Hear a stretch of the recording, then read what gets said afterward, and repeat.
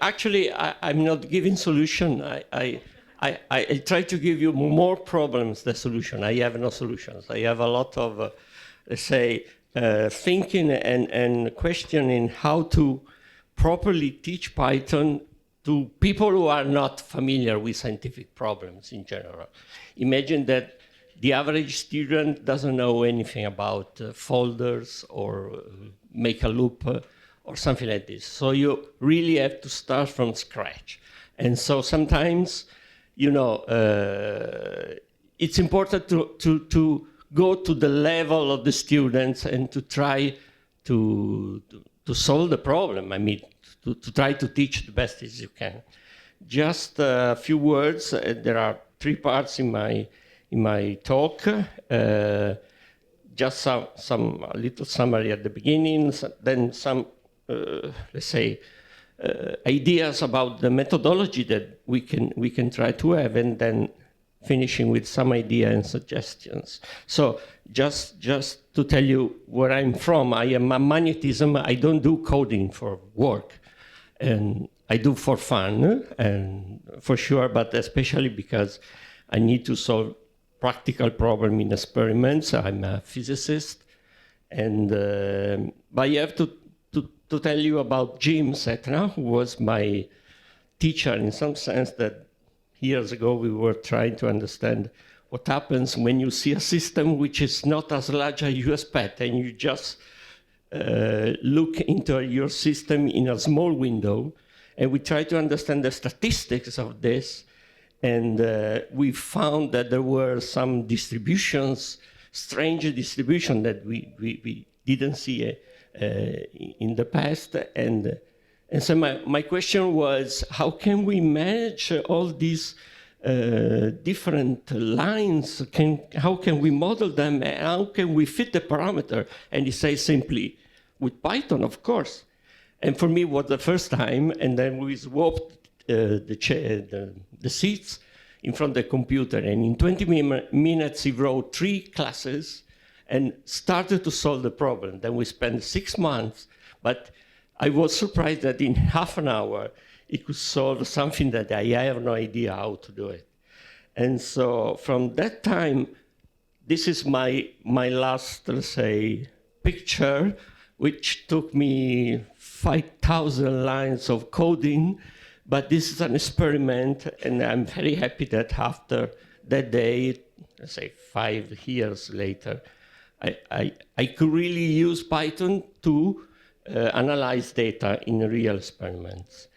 But then, for some reason that I still don't remember, I started to teach Python at the Polytechnic of Turin.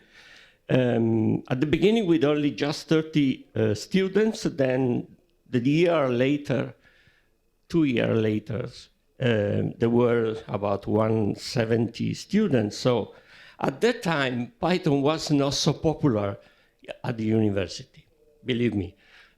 People started to realize that it could be an important tool, but there were no courses at all. So that's why that course was so successful, I mean, the second one, and it was very fun for me, and I think also for them. But then, okay, you know, Polytechnico doesn't used to pay you for anything, so I left Polytechnico, yeah, that's because 170 students each year is quite a lot, and a lot of time. Especially because this is not my first job. I mean, I do it for fun, actually. So it happened that the School of Economics at the University of Torino needed someone to teach Python for economists. Of course, I don't know anything about economy.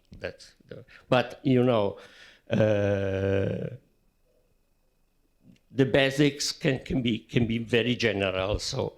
Now I learn something about using some, say, time dependence of stocks or downloading some data of Google or Amazon, and that's easy. But it started to be quite difficult because the experience at the Polytechnic was nice because people were PhD students. So they really know the basic of everything, how to make calculus in general. But for people at the School of Economics, it was a different story. And then there was the pandemic time. So I remember the first year in 2019, looking at my screen and no reaction from the students because they were online. And this was very hard. So, but even now, this year, everyone returned in the classroom. But also this year was very difficult because it's important to have feedback from your students, but at the same time, because it's so different for them, it's really the first time they face something so different, like coding, that you need to be, let's say, precise, but at the same time, you have to get their passion, which is pretty difficult sometimes. Okay, so let me tell you the story of how it happened. I was using Jupyter Notebook because I was thinking that this was the best. Just they could see exactly what's happening. These are some stocks over time. And then I was so happy about that. But one day, I don't remember, maybe in May, on the chat, a lady wrote this: "Please, professor, could you give us the slides?" The slides. It was a shock for me. The slides. Do you want me? The slides. This is not a course on history, economics, or something else that I can put in the slide. You have the notebook. These are your slides. But there was a reason. They wanted the slides because for them it's, first of all, a course to pass. Something that you must give the exam. They don't do for fun. I mean, 3 or 4 students at the exam, but the other 200, they just wanted to pass the exam. So, the slides. So I was shocked about that because there is always the same problem. I'm trained basketball, and I have the same problem. Your approach must be deductive or inductive. It means, do you have to start from the very beginning? Import OS. Import means blah, blah, blah. OS is this and that. Set the rules, set the rules, set the rules. Make an example, but fundamentally you start from the rules and you go down, okay? You show the details. This is very boring to teach. I imagine to learn also very boring, but this is not my style. But this is what they want. They want something to learn in the slides, and so they are happy. I don't know, maybe they are not, but they are happy because they really know what to do, okay? Like, let's say, repeating something. History is simple. You read the slide and you repeat them, and at the exam, it's simple. You are asked about that. And but Python is a language like English is a language. You have to talk with others. It doesn't matter at the exam in English, for instance, you talk about everything. And you don't repeat something that there are in the slides. So I prefer an inductive. So I start from the example, I start from loading the Google stock, and I try to set the rule after I see something in practice. But these 2 levels, I don't know which is fun or not, but at the end, this is the problem, because students, most of the students, they want to see the rules, and when they apply the rules, and be inductive means to get your hands dirty. You have to work on the notebook, you have to try and test. This is a way to learn which is completely different. Test and error, try and make error, then you learn by the errors. So this year I decided to start from a book, Think Python. I choose that because also there is an Italian version, and I for instance, the bachelor students, I mean, the course is in English, the other one is in Italian, so I needed to have two books, I mean, the same book, but with different translations. And then, of course, at the School of Economics, actually Python is pandas. Of course, you have to teach pandas. The problem is that the students are happy not to study Python, but to use Python, I mean, the certification that they had a Python exam for their CV. There were students asking me, please, professor, can you certify the fact that I attended your course, not that I passed the exam? And my reply was, do you really want me to certify that you were not able to pass the exam? Because just you attended, but you didn't pass the exam. Because if you pass the exam, you have on your CV your career, okay? And so it's so important for them to have this, let's say, recognition or certification that I'm puzzled. I'm puzzled by the fact that, am I responsible for, I mean, in front of the company who is asking, did you do Python? But what level of Python? Because, for instance, for the master course, I hardly arrive to teach or to mention classes. Well, I think that they should know it perfectly how to use them, but it's very difficult. In fact, I only have 24 hours, which is, I mean, very, very small amount. So I need to introduce the essential variables, the function, the loop, with some problems to understand the loops, okay? And then I have to move to pandas, to some of the methods, group by, and blah, blah, blah, blah.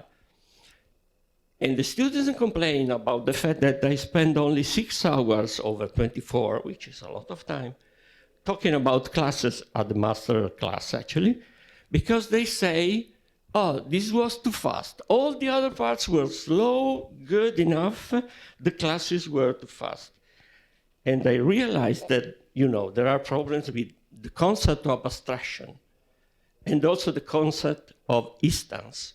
The instance is something really hard to explain. Probably I'm not as good as I like to show how good is and important is a class. Probably I have to improve this, but there is a problem in general to understand what is an abstraction mode that is used in a class. And so probably the course should be longer, something like 30 hours. So I could spend 6 more hours on classes, but you know, there are constraints sometimes in life that you cannot change.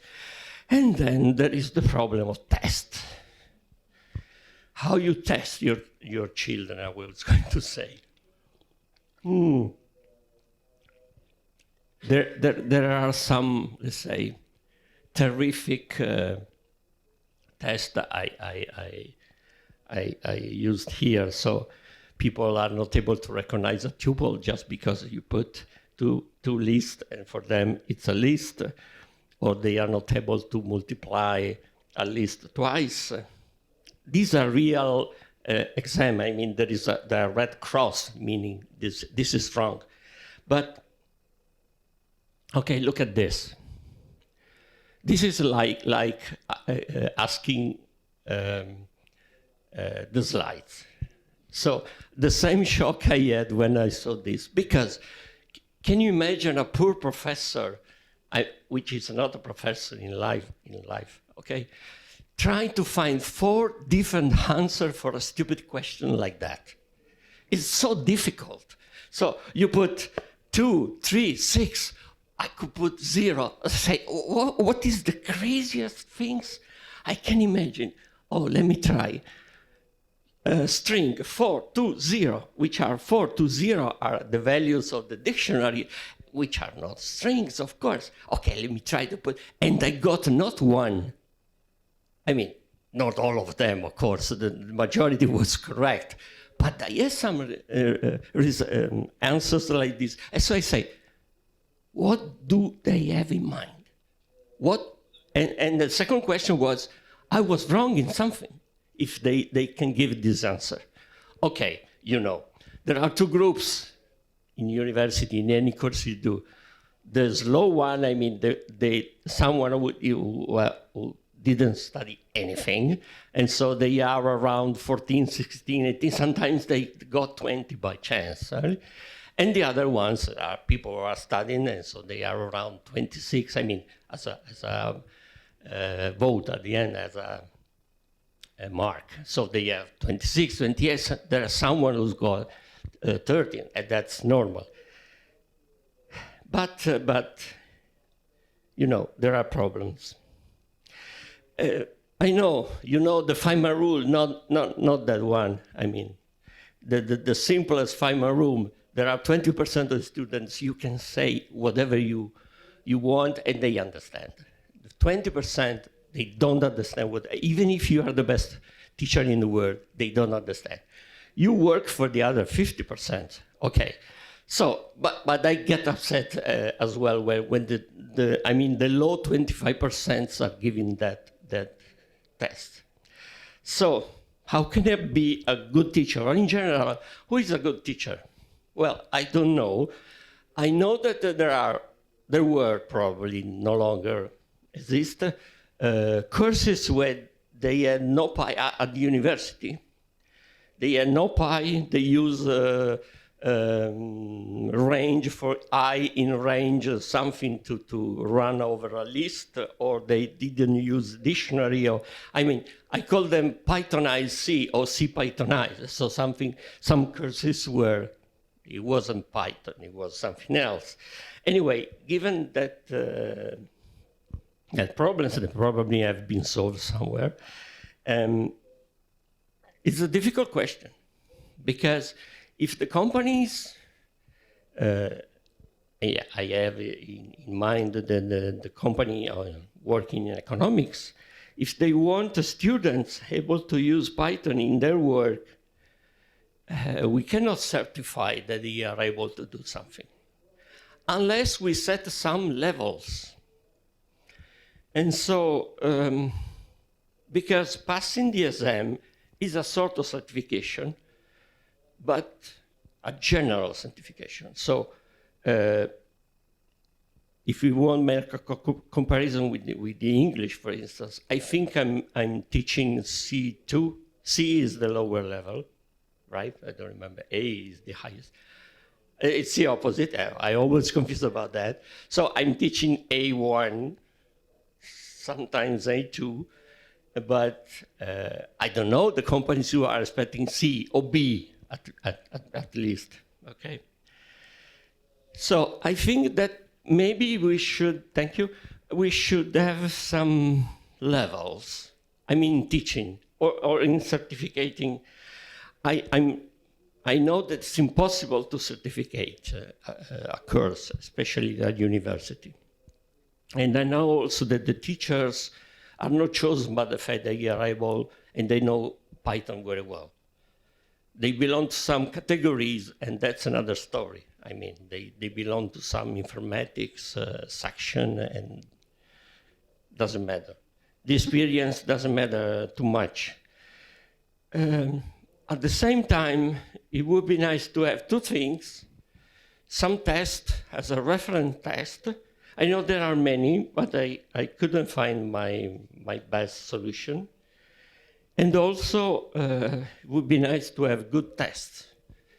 Because for the bachelor level, as you saw, I use these four, let's say, marks. No, I don't know, multiple choices, right? But for the master students, I asked them to make a project. And they got very nice results, very nice projects. Because there are people doing data science, so they made extremely nice project. And so I had fun at the end. And so they had fun. They started to understand why Python, it can be important for their job in the future, okay? But I would like to know also, in general, as a community, what is the situation outside university? I mean, in high school, in some of the high school, they are teaching Python, and so I think they are facing the same problems. A personal thanks before ending. I thank to the people who studied the fuzzy logic, because I used a simple code to understand that they were sharing the same exercise who I assigned to the 90 groups they form in the class. I mean, in the bachelor course, there were 200 people, 250. They were split in 90 groups, and 25 groups shared the same code, the very same. They didn't change anything. So I would like to be, learning Python, a nice and fun experience, but again, for most of them, it's just passing the exam. And as a teacher, I always puzzle to make them, let's say, enjoy it as much as they can. Thank you so much for your attention.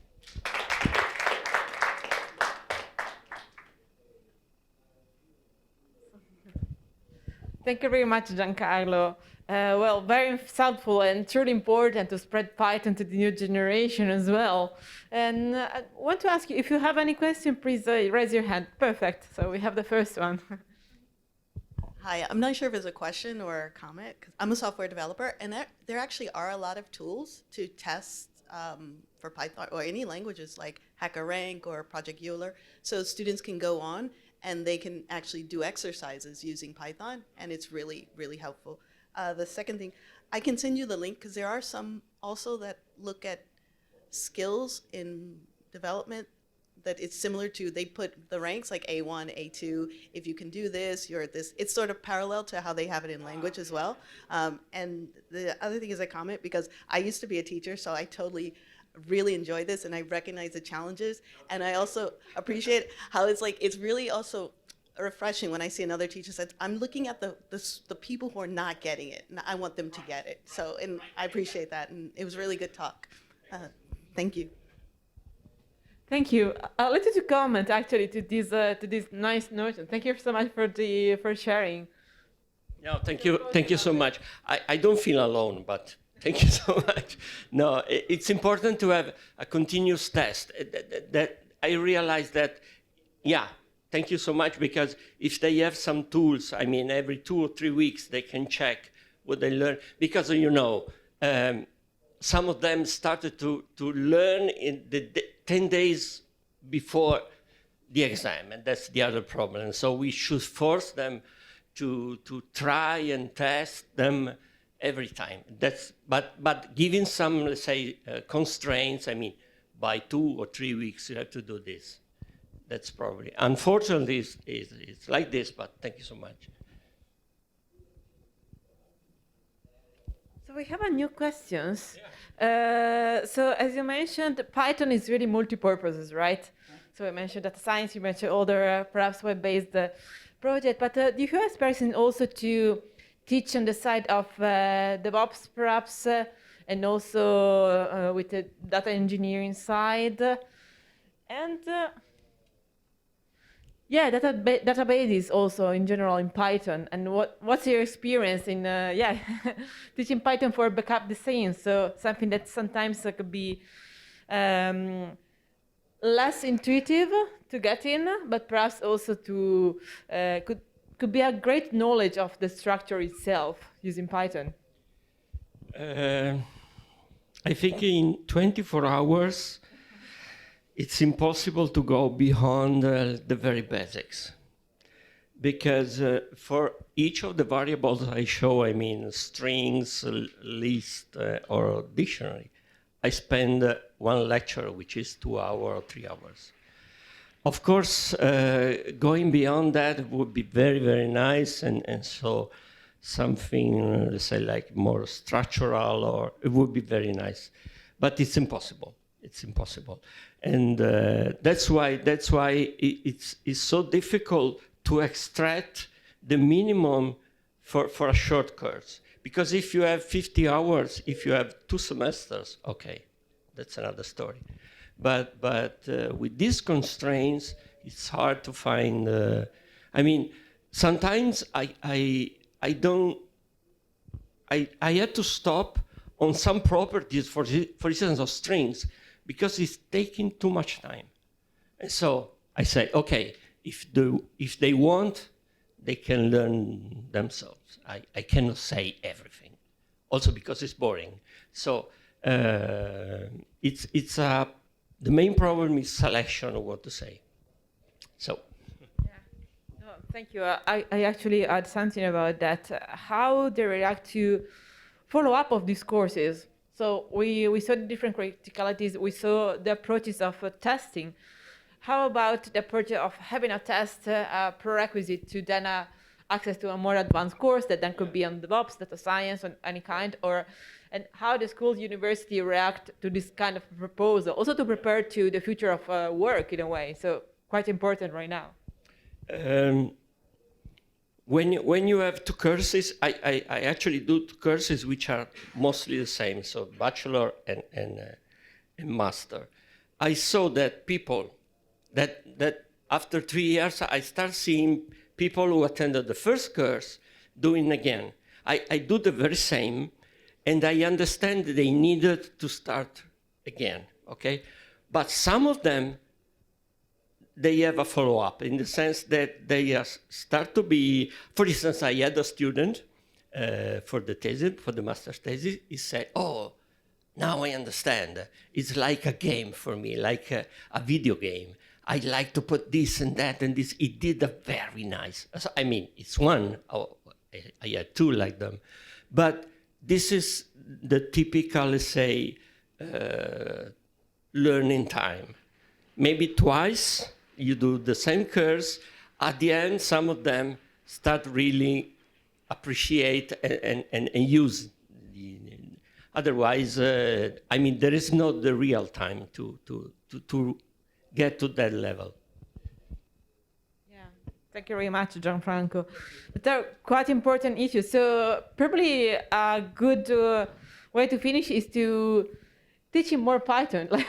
Find a way to find groups, also local groups, to start teaching Python, spread the words perhaps, and connect with the university that you feel perhaps can be a proposal for university to explain also from this argument that was shown right now in order to push it forward. So, and also getting together as we did right now to share information between teachers. I think we are in Py community, right?